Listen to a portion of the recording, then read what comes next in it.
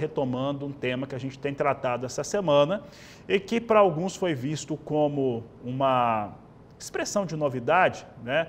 Mas na verdade é que nós vimos durante o acumulado dos últimos anos a União Europeia falar em diversas oportunidades que não queria determinadas situações na carne bovina exportada para aquele bloco que paga bem, né? Paga de uma maneira interessante aí os animais, né? A carne dos animais produzidas aqui, que dá um trabalho tremendo para o pecuarista, por conta dos animais estarem no Sisbov, assim, o rebanho, a fazenda ser certificada.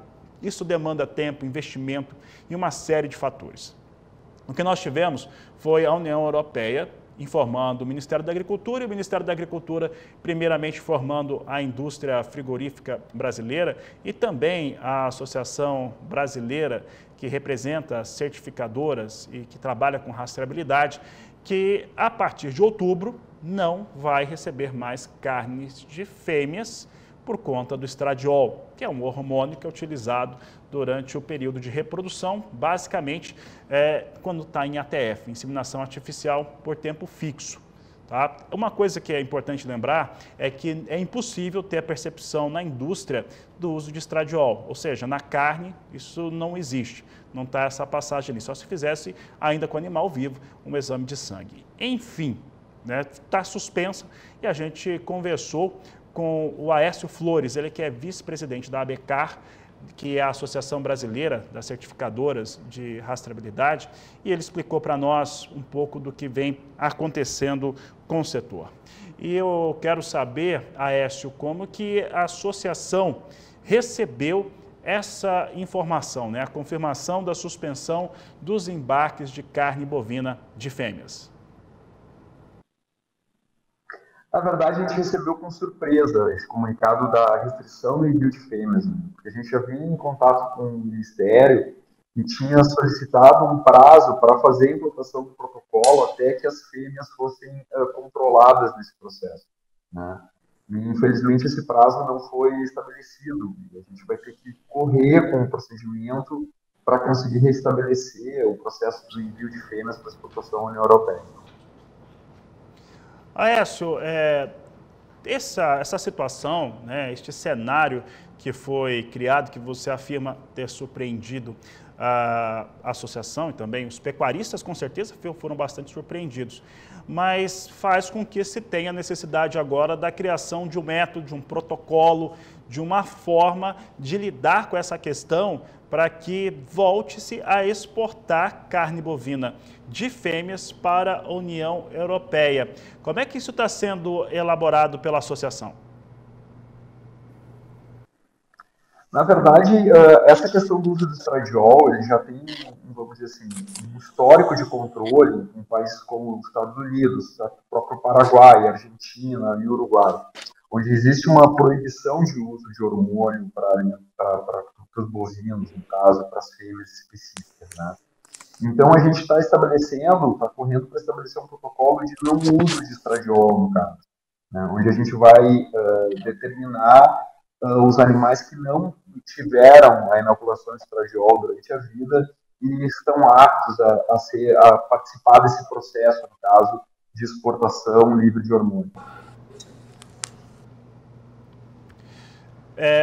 Eu tenho conversado com alguns pecuaristas que têm seus rebanhos homologados no Sisbov, que é o Sistema Brasileiro de Rastreabilidade Bovina, e que tem todo o seu rebanho lá, tem a sua fazenda cadastrada. Isso significa o seguinte, que ele precisa sempre credenciar, né, todo o seu rebanho. Todo o seu rebanho precisa estar certificado.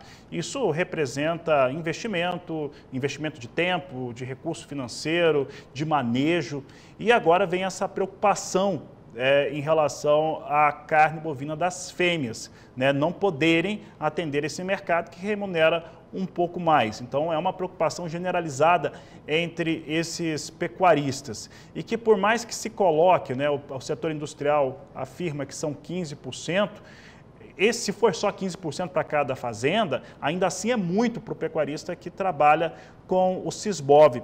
Então eu quero saber quanto tempo que você acredita que podemos ver regularizado este cenário e voltar a exportar carne de fêmeas, de novilhas, pelo menos, ainda que não seja das vacas mais eradas, mas pelo menos das novilhas, para embarcarem essa carne para a União Europeia? Não existe um prazo específico para isso, né?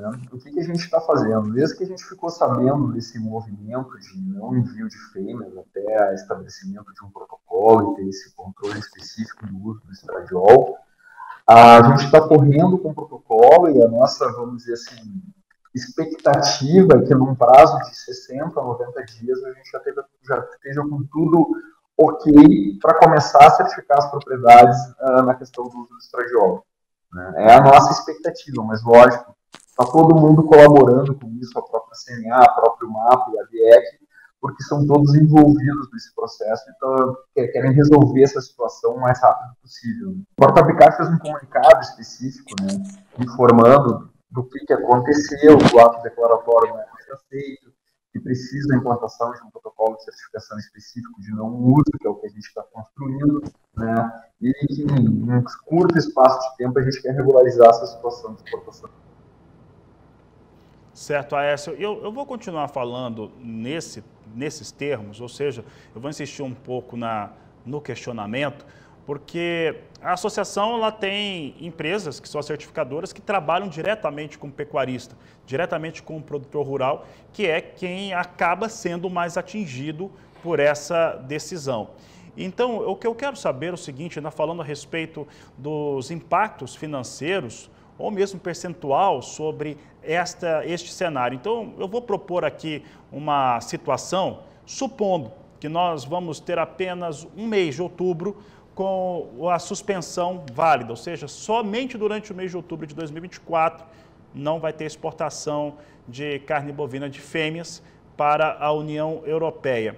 O que isso representaria de impacto financeiro ou percentual de perdas para o pecuarista que é atendido pelas empresas que são associadas à Abicar ou mesmo em toda a cadeia produtiva, que você tem diversos elos, inclusive essas mesmas empresas que atendem, como que isso pode ser, neste momento, pressentido, sentido em relação aos fatores financeiros e de mercado? Em números macro, a gente estima que seja uma perda de 15%, né? Ou seja, do volume de animais exportados, 15% são fêmeas, né? E esse impacto ele é significativo no processo da cadeia como um todo, tanto para o produtor que produz, como a certificadora que estabelece seu serviço de certificação em cima desse processo, da indústria que exporta e assim por diante. Então, por isso que a gente está agora nesse compasso de pressa na elaboração desse protocolo, né? E com o apoio da CNA e da BF queremos implantar ele o mais rápido possível.